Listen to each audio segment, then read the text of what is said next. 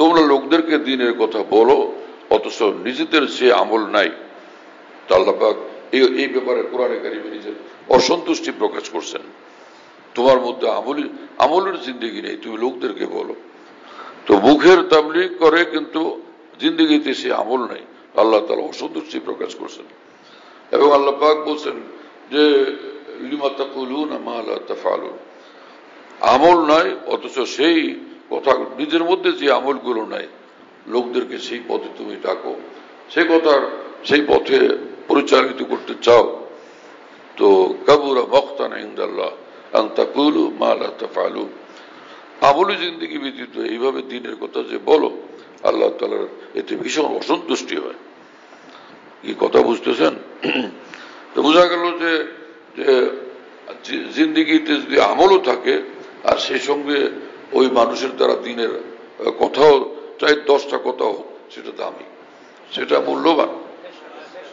যে কটা কথাই বলবে সে আমলে জিন্দেগি থাকলে, এক বলি যিনি কামেল বলি, তার যে কথাগুলো এটা আসল তাবলীগ, এটা সহিহ তাবলীগ, আল্লাহ পাকের নিকট এই পছন্দনীয় তাবলীগ। এটা কোরআনে পাক আল্লাহ পাক এই কথা বলছেন। আর যেখানে আল্লাহ পাক যে কারো তাবলীগ ও দাওয়াতের প্রশংসা করছেন, সেটার সঙ্গে আল্লাহ পাক যোগ করছেন যে তারা কামেল ঈমানওয়ালা এবং খুব আমলওয়ালা, কামেল দ্বীনওয়ালা, কামেল ইসলামওয়ালা, অর্থাৎ কামেল ইনকিয়াদ এবং আনুগত্যওয়ালা। এই ওমান আহসানু কাওলাম মিম্মান দাআ ইলাল্লাহ ওয়া আমিলা সালিহান ওয়া ক্বালা ইন্নানী মিনাল মুসলিমিন, যে দ্বীনের দিকে ডাকে এই অবস্থা যে তার মধ্যে আমলি জিন্দেগি আছে, ইন্নানী মিনাল মুসলিমিন, আল্লাহ পাকের পূর্ণ আনুগত্যশীল সে, তো সে আল্লাহ পাকের নিকট বড় দামি মানুষ। এই কথা বলছেন রব্বুল আলামিন এক আয়াতে পাক।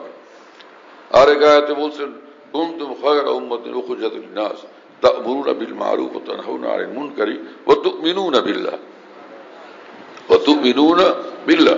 কোরআনের তাফসীর খুলে দেখেন, যেমন তাফসীরে বয়ানুল কোরআন খুলবেন, ওখানে দেখবেন যে তোমরা সর্বহালতে, যে তোমরা বড় দামি উম্মত, শ্রেষ্ঠ উম্মত, যে তোমরা লোকদেরকে দ্বীনের কথা বলো এবং অন্যায় কাজ থেকে বিরত করো, এবং তুমিনুনা বিল্লাহ, সর্বহালে তোমরা ঈমান নিয়ে চলো।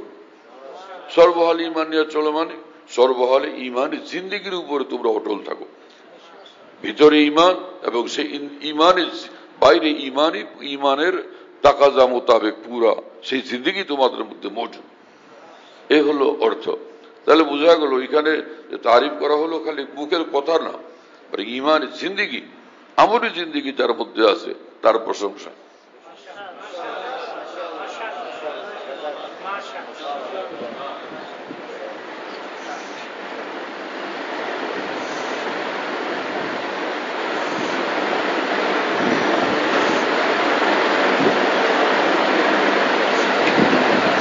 ওলামায়ে দ্বীন এবং আউলিয়া উম্মতের মাধ্যমে যে দ্বীনের দাওয়াত, এটা হলো দ্বীনের বড় দাওয়াত এবং বড় তাবলীগ, এবং সহিহ দাওয়াত এবং সহিহ তাবলীগ, কামিল দাওয়াত এবং কামিল তাবলীগ, ওই দাওয়াত যেটা আল্লাহ চান, আল্লাহ রসুল চান, ওই তাবলীগ যেটা আল্লাহ চান, আল্লাহ রসুল চান।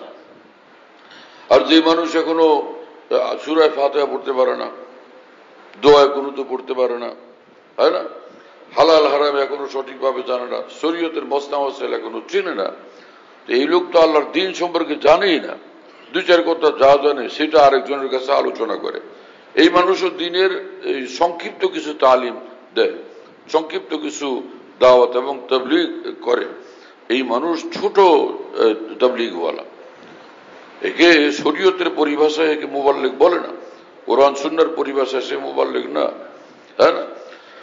সে মুবাল্লিগ তখন যখন সে এই একদমই তাকওয়ার উপরে প্রতিষ্ঠিত, খাশিয়াত ইলাহিয়ার উপরে প্রতিষ্ঠিত, আহকাম শরীয়তের পূর্ণ পালন, তখন সে মুবাল্লিগে দ্বীন। নবী মুবাল্লিগ, নবী নিজে মুবাল্লিগ। ইয়া আইয়ুহার রাসূল, হ্যাঁ না, আল্লাহ পাক কোরআনে কারিমে বলেন যে বাল্লিগ মা উনজিলা ইলাইকা মির রাব্বিক, যে আপনার নিকট যে যা নাজিল করা হয়েছে আসমান থেকে সবটা আপনি পৌঁছে দেন। তো নবী তিনি পুরা দ্বীন যেহেতু প্রচার করেন, নবী তিনি মুবাল্লিগে দ্বীন। তো নবীর পরে মুবাল্লিগে দ্বীন যিনি উলামায়ে দ্বীন। উলামায়ে দ্বীন হচ্ছেন মুবাল্লিগে দ্বীন। হ্যাঁ, আল উলামা ওয়ারাসাতুল আম্বিয়া। আল্লাহর নবী সাল্লাল্লাহু আলাইহি ওয়াসাল্লাম নিজে স্পষ্ট বলছেন যে উলামায়ে দ্বীন হচ্ছেন নবী রাসূলগণের নায়েব। তো নবী রাসূলগণ মুবাল্লিগে দ্বীন, তো নবী রাসূলগণের যারা ওয়ারিসিন তারাও মুবাল্লিগে দ্বীন। এখন একজনে 10,000 টাকা এর মালিক, আর একজনে 10 কোটির মালিক। 10,000 টাকাও ধন, 10 কোটিও ধন। তো 10 কোটিওয়ালা তাকে ধনী বলা হয়, 10,000 টাকাওয়ালাকে কি ধনী বলা হয়? তাকে ধনী বলা হয় না, কারণ তার মাল অল্প। এটাও ধন, কিন্তু সে ধনী না। তো প্রচুর ধন যার কাছে থাকে তাকে ধনী বলা হয়। তো আল্লাহর দ্বীনের দাওয়াত এবং তাবলীগ এবং প্রচার একটা মানুষ করতেছে, অল্প কিছু বলে, তো সেটাও মূল্যবান ধন, কিন্তু সে এখনো ধনী না। ধনী তখন তার এই বড় আকারে সে এই কাজটা করবে। আর বড় আকারে কাজ করার জন্য শর্ত হলো যে প্রথম কথাই হলো তার দ্বীন তো ভিতরে থাকতে হবে, পুরা কামেল দ্বীন তার মধ্যে থাকতে হবে। তাকওয়া, ইত্তিবায়ে শরীয়ত, ইত্তিবায়ে সুন্নাত, সেটা থাকতে হলে সেই মোতাবেক তার ইলম থাকতে হবে। ইলম আছে, সে মোতাবেক আমল আছে। এখন দ্বীনের কথা বলে এই লোক মুবাল্লিগে দ্বীন। কথা বুঝুন নাই? আল্লাহ তাআলা আমাদেরকে বুঝ দান করেন। কোরআনের যে মহাভারত, কোরআনের ভাষাগুলো, কথাগুলো বুঝবার জন্য আকাবের দ্বীনের যে কথা জানতে হয়, হ্যাঁ। আর না হলে সে নিজের থেকে মানুষ এরকম এক এক চিন্তা করে, কিছু ইলম থাকলে মনে করে আমিও তো আলেম। না, তাকে তো আলেম বলে না কোরআন সুন্নাতে। আলেম তাকে বলে যে ফরজ ওয়াজিবের ইলম তো আছে, সেই সঙ্গে তার আমলি জিন্দিগি ভালো, দ্বীনি জিন্দিগি মজুদ, এবং ফরজ ওয়াজিব পরিমাণে ইলমের চেয়েও বিপুল পরিমাণে ইলম তার কাছে মজুদ আছে, যদিও সে তার নফল আমলের পরিমাণ কম। তাকে কি বলে? আলিমে দ্বীন বলে। আর হলো আবেদ। আবেদ তাকে বলে যার ফরজ ওয়াজিব পরিমাণ ইলম আছে, সেই মোতাবেক আমলি জিন্দিগি আছে, কিন্তু তার নফল আমলের পরিমাণ অনেক বেশি। তাকে আবেদ বলে শরীয়তে। ইমাম গাজ্জালী রহমতুল্লাহ এই কথা লিখছেন, মোল্লা আলী কায়দ রহমতুল্লাহ এই কথা লিখছেন। কথা বুঝতেছেন প্রিয় বন্ধুরা?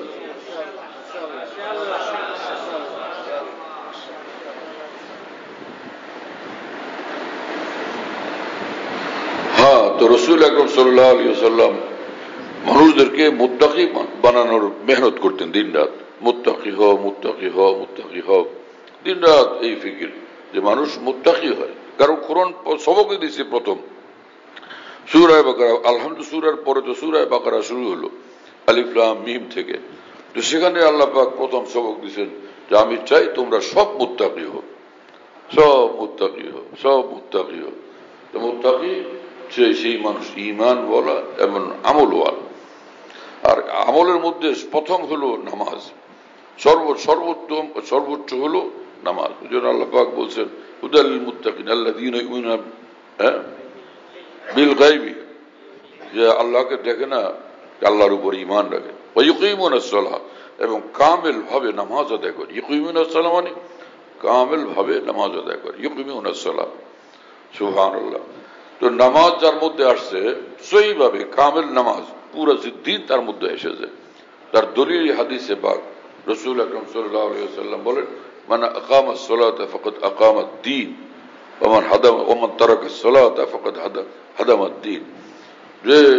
যে নামাজ পূর্ণভাবে কায়েম করলো, একদম ভিতর ভাইয়ের পুরাটাকে বিলকুল সুন্দর করে কামেল নামাজ যে ব্যক্তি পড়লো, সে তো আল্লাহ পাকের পুরা দ্বীন কায়েম করলো। মানে পুরা সুন্দর দ্বীন তার মধ্যে আসবে নামাজের বরকতে। যে নামাজ এমন এক জিনিস, আল্লাহ তাআলা আমাদেরকে বুঝ দেন। কোরআন যে তিনি ইউআল্লিমুহুল কিতাব, রাসূলুল্লাহ সাল্লাল্লাহু আলাইহি ওয়াসাল্লাম কিতাবুল্লাহ শিক্ষা দেন কোরআন। তো কোরআনের যে কথা, কোরআনের কথা হলো ঈমান এবং খাশিয়াত ইলাহিয়া, ঈমান এবং তাকওয়া, এটার জিন্দেগি বানাও। তো রাসূলুল্লাহ সাল্লাল্লাহু আলাইহি ওয়াসাল্লাম তো দিনরাত সাহাবাদেরকে এইভাবে তালিম করতেন, তালিমুল কিতাব ওয়াল হিকমা, এবং ওয়ায়ুযাক্কিহিম, এবং এরপরে জীবনের বাঁকে মোড়ে যেখানে কোনো ভুল বিচ্যুতি ঘটতো রাসূল পাক সাল্লাল্লাহু আলাইহি ওয়াসাল্লাম সেগুলো সংশোধন করে তাদেরকে একদম পূর্ণাঙ্গভাবে পরিবর্তিত করে দিতেন। এজন্য আব্দুল্লাহ ইবনে মাসউদ রাদিয়াল্লাহু আনহু সাহাবীদের পরিচয় দিতে গিয়ে বলছেন কানু আফজাল হাযিল উম্মাহ আবাররাহা কুলুবান, অন্তর তাদের একদম পাক সাফ, আমাকা ইলমান, ইলম গভীরতাওয়ালা, অন্তর পাক সাফ। আর রাসূলুল্লাহ সাল্লাল্লাহু আলাইহি ওয়াসাল্লাম বলছেন যে যার দিল পাক সাফ তো আমল এবং পুরা দেহ এবং জিন্দেগি তার পাক সাফ। হ্যাঁ না, যে আলা ওয়া ইন্না ফিল জাসাদি মুযগা ইযা সালাহাত সালাহাল জাসাদু কুল্লু ওয়া ইযা ফাসাদাত ফাসাদাল জাসাদু কুল্লু আলা ওয়া হিয়াল কলব। এই সালাহাতও পড়া যায়, সলুহাতও পড়া যায়। মিরকাত শরীফ মিশকাতে মুল্লা আলী কারি বলছেন যে সলুহাত পড়ার চেয়ে সলাহাত এটা বেশি ভালো। কথা বুঝেন, দুইটাই সহি। বাহরাল তো ইজা সলাহাত, দিল যদি একদম পবিত্র হয় জিন্দগি পবিত্র হয়ে যায়। তো সাহাবায়ে কেরামের যখন দিল আবাররাহাল কুলুব, তারা আবারুল কুলুব ছিলেন, একদম পবিত্র দিলওয়ালা, তো সেটার প্রভাবে সমগ্র জিন্দগি ছিল পবিত্রতাওয়ালা। তাহলে তাকওয়ার শীর্ষে ছিলেন তারা। তাহলে এটাই এই ইউআল্লিমুহুমুল কিতাবের ফায়দা। দিন রাত যে রাসূল সাল্লাল্লাহু আলাইহি ওয়াসাল্লাম তাদেরকে কিতাবুল্লাহ শিক্ষা দিতেন, হিকমা শিক্ষা দিতেন, তো তাদের এর বরকতে কামিল পাক সাফ জিন্দগি অর্থাৎ বিলকুল কামিল তাকওয়ার জিন্দগি তাদের অর্জিত ছিল। সেই পথেই চলা আমাদের কর্তব্য। আল্লাহ আমাদের তৌফিক দেন এবং কবুল করেন। ওয়া আখিরু দাওয়ানা আলহামদুলিল্লাহি রাব্বিল আলামিন ওয়া সাল্লাল্লাহু আলা নবিয়্যিল কারীম। বাদ মাগরিব মাওলাদ শেষে বলেন। ওই সময় যে কথা বলতেছিলাম ওর মধ্যে কিছু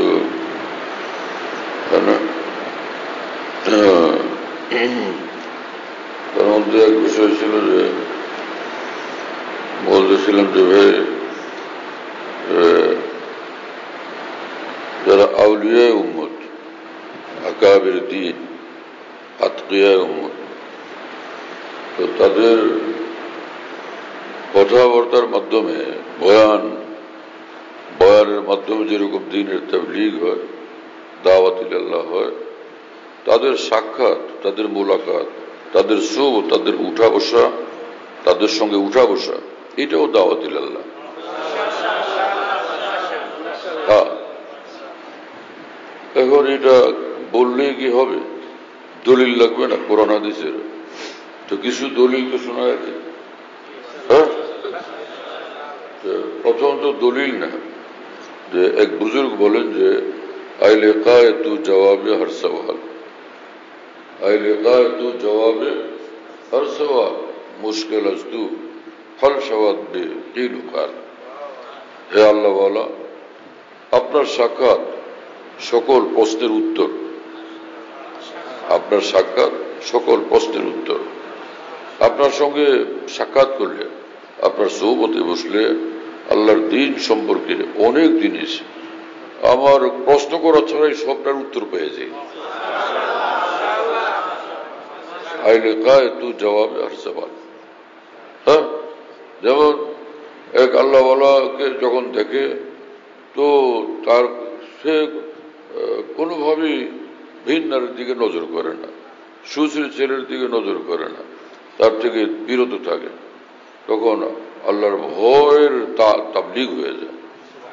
সবচেয়ে বড় যে তাবলীগ, খাশিয়ত ইলাহিয়ার তাবলীগ, হ্যাঁ, তাকওয়ার তাবলীগ, খাশিয়ত ইলাহিয়ার তাবলীগ, আল্লাহর ভয়ের তাবলীগ। আল্লাহর ভয় যার মধ্যে সহিভাবে পয়দা হয়ে যায়, সে কামিল দ্বীনওয়ালা হয়ে যায়। সে এক আল্লাহওয়ালার সোহবতের বরকতে তার মধ্যে আল্লাহর ভয় পয়দা হয়ে যায়, তো তাবলীগ হয়ে গেল, আল্লাহ পাকের দ্বীনের দাওয়াত হয়ে গেল। তাকে মুত্তাকি বানানোর জন্য এই আল্লাহওয়ালার মুলাকাত, সাক্ষাৎ, সোহবত যথেষ্ট হয়ে যায়।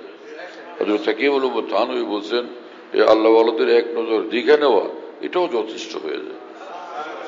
আইলে কায় তু জওয়াবে হর সওয়াল, মুশকিল আজ তু হল সওয়াদ বিকিল ও কাল। হ্যাঁ, আপনাকে দেখলে আমার হাজারো কঠিন জিনিস সব সহজ হয়ে যায়, সবটা সমাধান হয়ে যায়। কথা বুঝে আসছে ভাই? এই বুজুর্গ এই কথা বললেন কোত্থেকে? এই কি বানায় বলছেন? হ্যাঁ, শুনেন সেটা কোত্থেকে বললেন। রাসূল আকরাম সাল্লাল্লাহু আলাইহি ওয়াসাল্লামকে জিজ্ঞাসা করা হলো মান আউলিয়াউল্লাহ, আল্লাহর ওলি কারা? রাসূলুল্লাহ সাল্লাল্লাহু আলাইহি ওয়াসাল্লাম বললেন আল্লাযীনা ইযা রুউ যুকিরাল্লাহ। আউলিয়া, আল্লাহর ওলি তারা যাদেরকে দেখলে আল্লাহর কথা মনে পড়ে, আল্লাহর ভয় অন্তরে পয়দা হয়, আল্লাহর মোহব্বত অন্তরে পয়দা হয়, আখিরাতের ফিকির তার মধ্যে জাগ্রত হয়।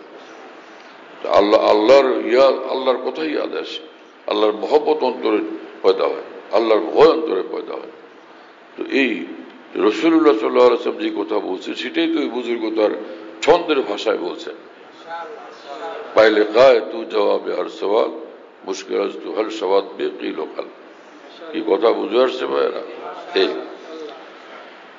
আর যে আমল নাই, ঘরে পর্দা নাই, সরি পর্দা সে এখনো করে না, খালাতো বোনের সঙ্গে পর্দা নাই, মামাতো বোনের সঙ্গে পর্দা নাই, হ্যাঁ, ফুফাতো বোনের সঙ্গে পর্দা নাই, এখনো পর্দা করে না, কিন্তু দিনের দাওয়াত দেয়, দিনের তাবলীগ করে, দিনের কথা বলে।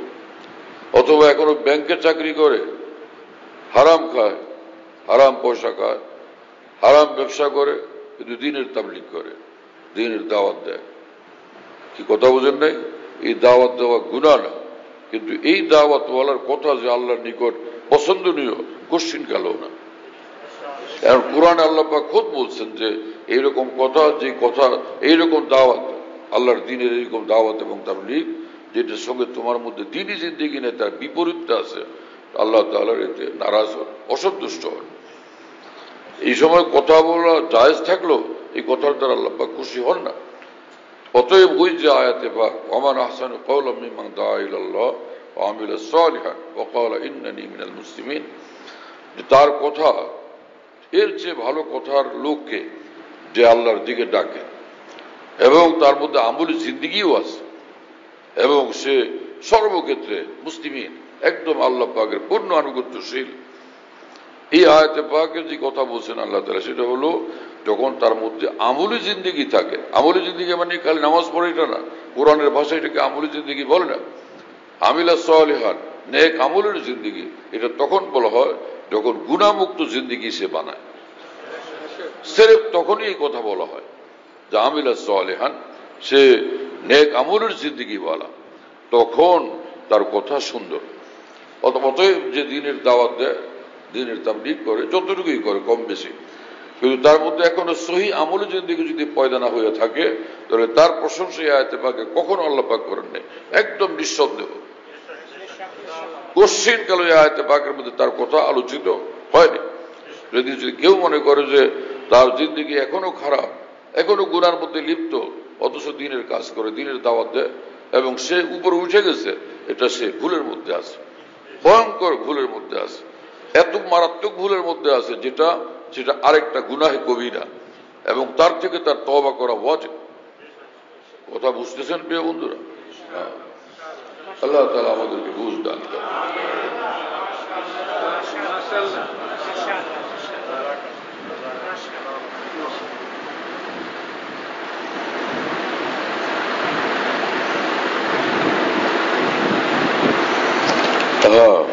কিছু বুঝে আসছে মুফতি? বড় সাইজের একটা চশমা নিয়ে খালি ঘুরে, আরে কিছু বুঝে আসছে কিনা? আচ্ছা,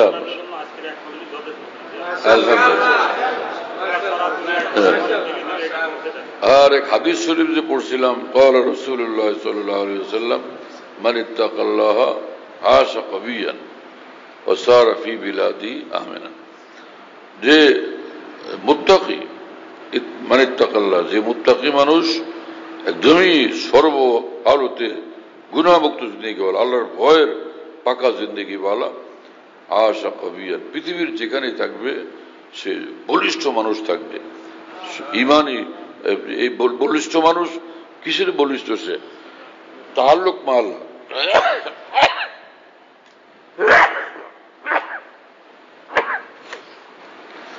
যে তাআল্লুক ইমানি শক্তি, সে বলিয়ান থাকবে, ইমানি শক্তিতে বলিয়ান, আল্লাহর শক্তিতে সে বলিয়ান থাকবে। হ্যাঁ, কাম মিন ফিয়াতিন কলিলা গালাবাতিন ফিয়াতান কাসীরা বিইذنিল্লাহ, যে বিইذনিল্লাহ, আল্লাহর শক্তিতে সে কবি থাকবে, সে গালেব থাকবে, কামিয়াব থাকবে, হ্যাঁ, বলিয়ান থাকবে, সফল কাম থাকবে। এক আয়াতে পাক দিগত আল্লাহ পাক এইভাবে বলছেন যে ওয়ালা তাহিনু ওয়ালা তাহজানু, হ্যাঁ, যে মনোবল হারায়ও না, কোনো টেনশন করবা না। ওয়ান্তুম লা আলাউনা ইন কুনতুম মুমিনিন, দুনিয়ার যেখানেই থাকো তোমরাই বিজয়ী থাকবে। কামেল ঈমান জিন্দেগি বলা হোক। আশা কবিয়া মান ইত্তাকাল্লাহ আশা কবিয়া, আল্লাহর ভয়ের জিন্দেগি বলা হবে আশা কবিয়া। যেখানেই থাকবে সে পৃথিবীতে বসবাস করবে একদমই একদম বলিষ্ঠ জিন্দেগি, বলিয়ান হয়ে, ইমানে বলে বলিয়ান হয়ে থাকবে সে। ওয়াসারা ফি বিলাদি আমিনা, এবং দুনিয়ার যেখানেই সে চলবে আমিনান, সে নির্ভীক হয়ে চলবে। সারা ফি বিলাদি আমিন, যেখানেই যাবে পৃথিবীতে নির্ভীক থাকবে সে। তার কি অর্থ? ইয়াখশাউনা ওয়ালা ইয়াখশাউনা আহাদান ইল্লাল্লাহ, সে আল্লাহ ভয় করবে আর কারো সে পরোয়া করবে না। এই হলো সারা ফি বিলাদি আমিনা। কথা বুঝে আসছে ভাই? এখন তুমি যারা বিয়ে করবা তুমি বিয়ে করো, এই বিয়ের মজলিসটা এখন কে বিয়ে করতে আসছে বিয়ে করো, খুতবা পড়ে ফের বিয়ে করো। হ্যাঁ, আগে খুতবা পড়ে ফের বিয়ে পড়াই দিও। এখন তো বিয়ে করতে আসছে, তো বিয়ে করো বলছি, ঠিক আছে না?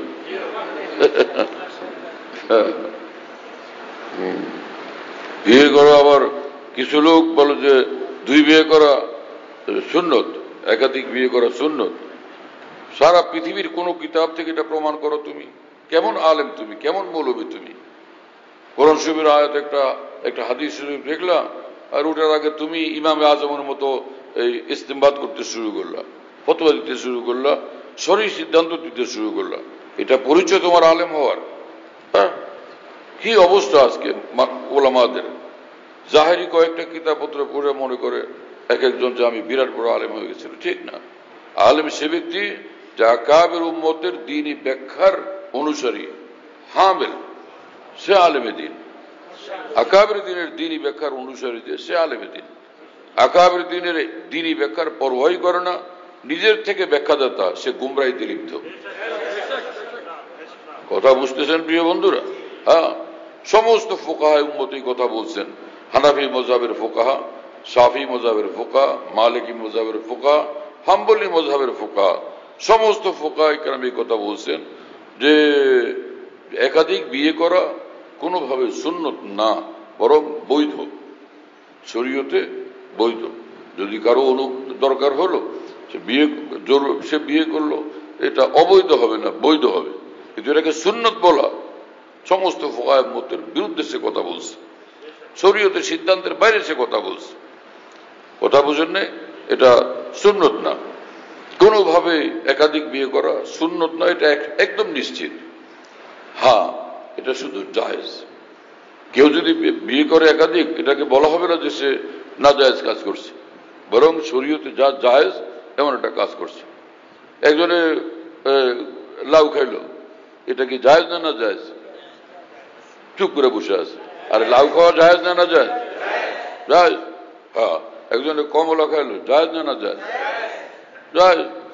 একজনে গরুর গোশত খাইলো, জায়েজ না না জায়েজ? অনুরূপই একাধিক বিয়ে করাও জায়েজ। এখন তুমি লাউ খাও নাই, কেউ বলতে পারে তুই লাউ খাইলি না কেন? লাউ খাওয়া কেমন? তুমি লাউ খাইলে না? গরু গোশত খাইলি না কেন? বেড়ার গোশত খাইলি না কেন? হ্যাঁ, আরে ভাই তুই আনার খাইলি না কেন? কমলা খাইলি না কেন? বলা যাবে কাউকে কিছু? জায়েজ কাজ, খাইলে খাইলো, না খাইলে নাই।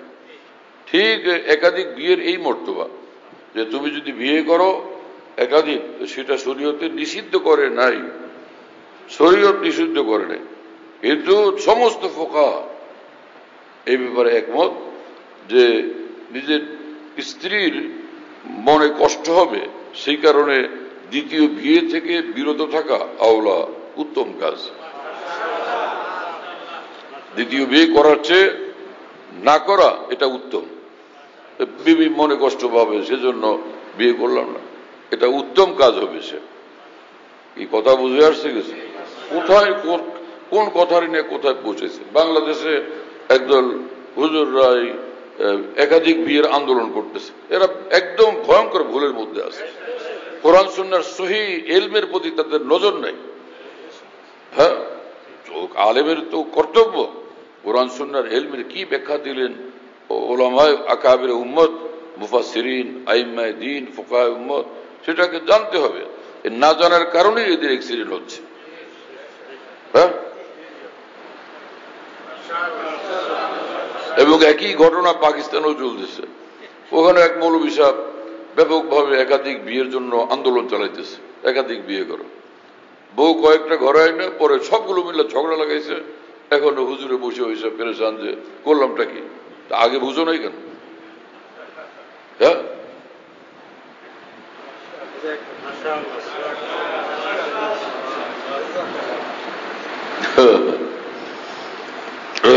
শরীর স্বাস্থ্য একটু ভালো থাকলে তখন ওই খালি এইসব কথা মনে হয়। আরো এক দুইটা বউ হলে কি জানি কেমন হয়। একটা ডান পাশে বসে থাকতো, একটা বাম পাশে। হ্যাঁ, একটা ডান হাত টিপতো, একজন বাম হাত টিপতো, আরেকজনের মাথায় তেল দিয়ে দিত, আরেকবারে পায়ে তেল দিয়ে দিত, চারজন চারদিকে থাকতো। জিনিসটা তো ভালোই হইতো। কিন্তু ঘরে না দেখে যে বাপরে বাপ, চারটার মেজাজ চার রকম। এই যে শুরু হলো ঝগড়া ফাসাদ বিবাদ, এখন তো আর ওই হুজুরে কোনো কুল কিনার করতে পারে না। সে হয় মারামারি, আর না হলে যা আমি কি এক জায়গায় মসজিদের মধ্যে শুয়ে থাকি। এই পুরানা পল্টনে, আমি ওই পুরানা পল্টন মসজিদে আমি ছিলাম, এটা কোন সালে জানি, 84 সালের শেষ দিকে মনে হয়। কিছুদিন ওই মসজিদের ওখানে থাকতাম আমি। এক হুজুর ছিলেন, বড় বুজুর্গ মানুষ, ওনার ওখানে ছিলাম। তো ওইখানে এক লোক মসজিদে ঘুমাইতো প্রতিদিন। আর আমি খোঁজ নেবে লোককে যে দাওয়াত তাবলীগের এক পুরানা বড় সাথী, আর ওই যে মসজিদে রোজ মশারি টাঙ্গায় ঘুমায়। কেন? বলে ঘরে জায়গা নাই। ঘরের জায়গাই নেই, তারে ঘরে ঢুকতেই দেয় না, তুই ঘরে আসবি না। তো নিজের বাবু আছে একটা, তারও দেখা করতে দেয় না ওই বউ, তুই ঘরেই আসবি না, আমার তোর ঘরে জায়গা নেই। সে কাকরাইলে মুরব্বীদের সঙ্গে মশওয়ারা করছে, আমি কি করব? বলো না, ওর উপরে ওর লোকে হইচি করো না, জুলুম করো না, তুমি সহ্য করো, তুমি সবর করো। তা আমি থাকবো, তুমি মসজিদে থাকো, এ থেকে আমি নিয়েছে। একটুগুলি বিয়ে করার এত যে আন্দোলন করতেছ, পরে তো তালাশ করে দেখো অনেকের ঘরেই জায়গা নেই, তো তুই বাইরে থাকবি, ঘরে আসতে পারবি না।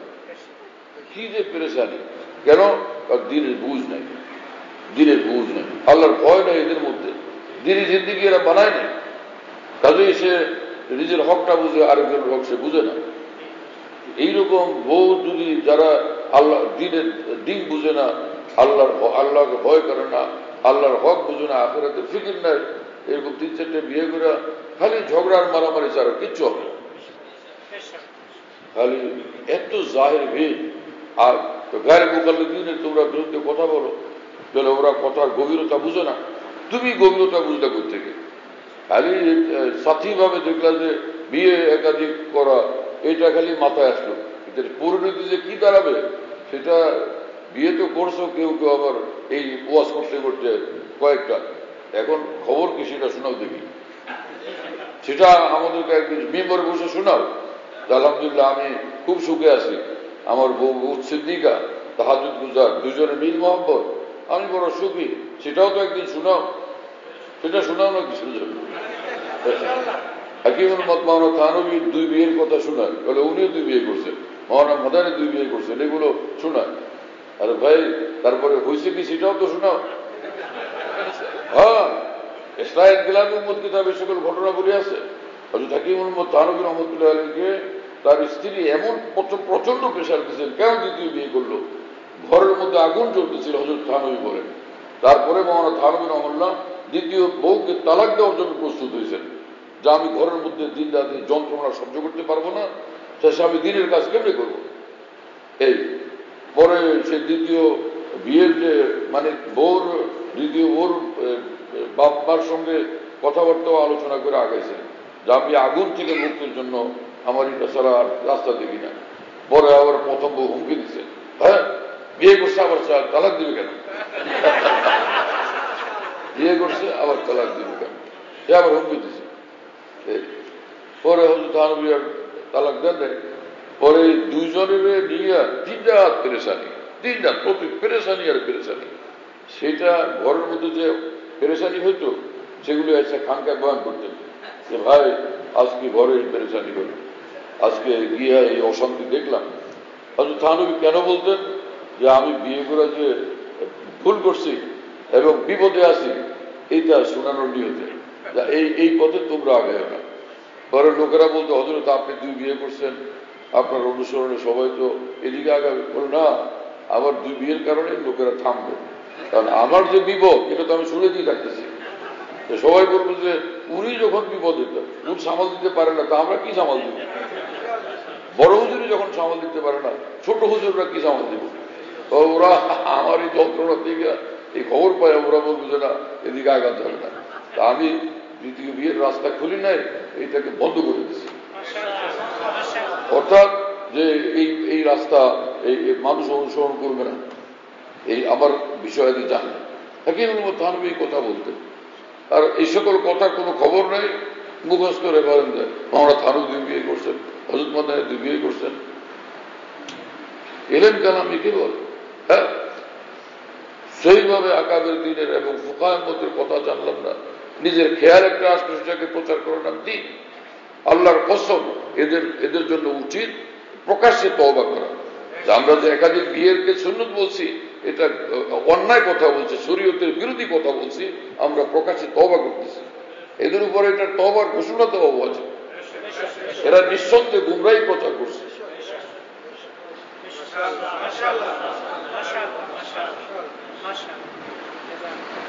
আর না হলে যারা এগুলোর প্রচারক, তারা আমি তাদের সঙ্গে বসতে রাজি। তারা কোথায় বসবে?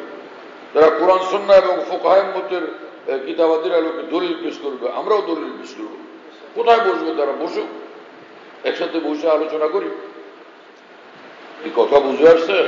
কিন্তু দেমাগ থেকে কথা বলা যাবে না, বরং ফুকাহের মতের কিতাবাদি থেকে এসে সব দলিল প্রমাণ পেশ করতে হবে। কথা বুঝে আসছে?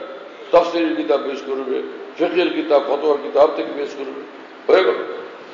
তা আমিও মানব, কিন্তু কেউ এরকম পেশ করতে পারবে না। আসমানের তলে এরকম কোন দলিল প্রমাণ কোথাও খুঁজে পাবে না। সারা পৃথিবীর ফুকাহার মধ্যে 1-1 আলেম মানুষ একটু বলছে এগুলা সুন্নত হয়েছে, এই 1-1 কথা, সেটাকে সমস্ত ফুকাহের মত কঠিন ভাবে তারদিদ করছেন, প্রত্যাখ্যান করছেন এবং খুব নারাজ হয়েছেন যে লোক না বুঝতে উল্টা পাল্টা কথা বলছে। সেটাও বলে দিলাম। আবার প্রত্যেকে এই চোতাপত্র আবার বাই করে নিয়ে না আসে। সেটা এক হুজুরের অ্যাক্সিডেন্ট, এক হুজুরের এলমি অ্যাক্সিডেন্ট।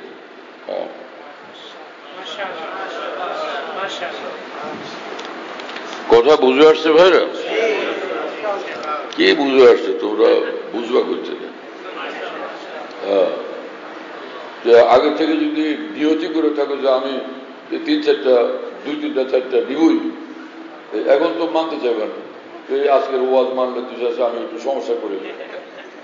যদি সমস্যায় পড়ো তো তাহলে মানলে সমস্যা পড়ো, যাও 2-3 জন নিয়ে দেখো, পরীক্ষা করো, যে পরে গিয়ে দেখা যাবে তোমার হাসপাতালে ভর্তি করে আছে। হাসপাতালে গিয়ে ভর্তি হয়ে বসে থাকবে। পুরানো যুগের সেই শক্তিশালী মানুষ যারা খুরমা খাইতেন, উটের দুধ খাইতেন, উটের গোস্ত খাইতেন, সেই শক্তিশালী মানুষদের উপরে কেয়াস করতেছ এই সকল মানুষদেরকে, যারা তাম সব এখন এই ফরমালিন বলা জিনিস খায়। হ্যাঁ, এমন সব জিনিস খায় যেগুলোতে গায়ে শক্তি হয় না, বরং গায়ের শক্তি কমায় দেয়। জোর যা ছিল সেটার আরো কমায় দেয়। পরে বিয়ে করে পরে যাবে কোন দিকে? তোমার গায়ে তো জোরই নেই, হসপিটালে ভর্তি হয়ে গেছিল।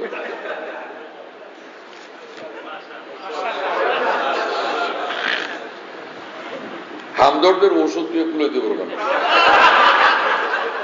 হ্যাঁ, যে অবস্থা এখন, যে খাওয়া দাওয়ার যে অবস্থা, এই এত দুর্বল শরীরে হামদর্দের ঔষধে বিষের আগাইতে পারবে না।